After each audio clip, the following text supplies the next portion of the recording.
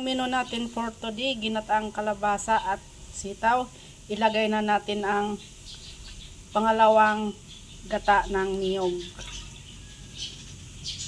Ilagay na natin ang baboy.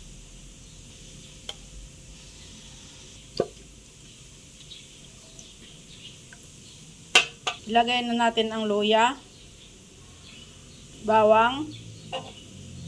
Ilagay natin ang sibuyas puti. Ilagay na natin ang sili flakes. Lagyan natin ng asin. Lagyan natin ng pamintang buo, ground black pepper. Haluin lang natin ng mabuti. Isa lang na natin ito. Haluin lang natin ng mabuti guys para pantay ang pagkaluto ng baboy.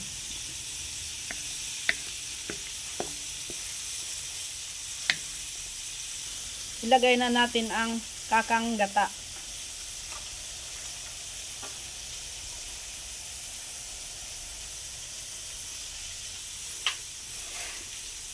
Haluin lang natin hanggang sa maluto yung karne.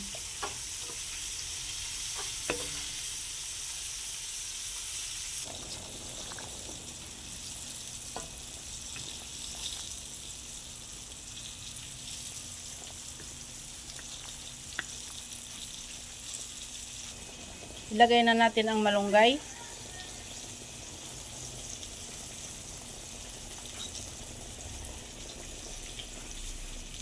Haluin lang natin ng mabuti guys para pantay ang pagkaluto ng malunggay.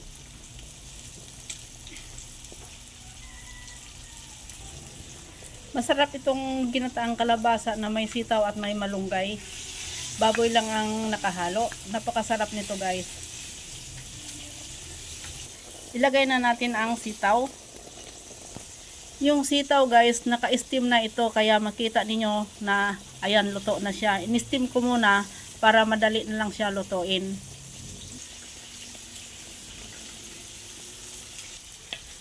Haluin lang natin ng mabuti para ang malunggay at ang sitaw pantay ang pagkahalo nito.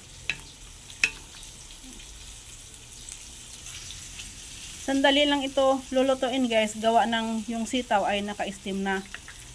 Pang mamayang konti, kumulo lang ng sandali ito ay pwede nang isunod natin ang kalabasa.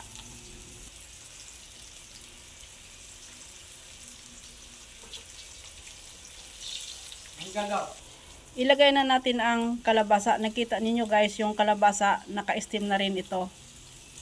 Ito lang ang sikreto guys, kung gusto nyo mabilis ang lutuan, i-steam nyo muna ang mga gulay bago ninyo paghaluin. Sa maramihan lang itong ginagawa ko guys, pag marami yung niluluto mo, ito ang dapat gagawin mo, na i-steam mo yung mga gulay para madali lang lutuin. Haluin lang natin ng mabuti para mag-absorb yung gata sa kalabasa at sa sitaw.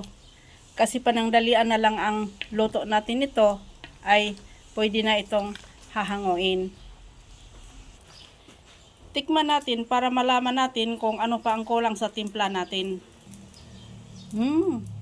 Ayos lang yung timpla, hindi na kailangan na magdagdag tayo ng asin dahil hindi siya matabang at hindi rin siya maalat. Masarap ang ginataang kalabasa na may sitaw at malunggay, lalo na kung pritong isda ang i-partner mo nito. Luto na ito. Hahanguin na natin.